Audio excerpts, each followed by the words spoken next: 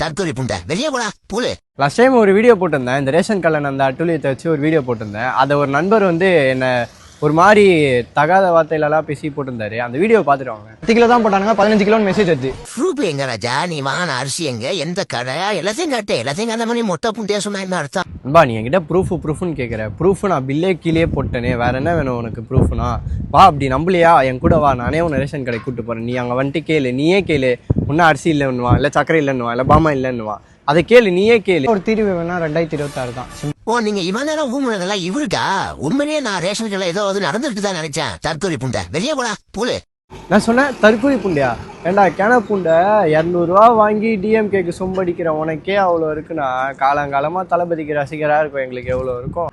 சொந்த வாய்ஸில் பேச துப்பு இல்லை, ஏஐ வாய்ஸை வச்சு பேசுகிற.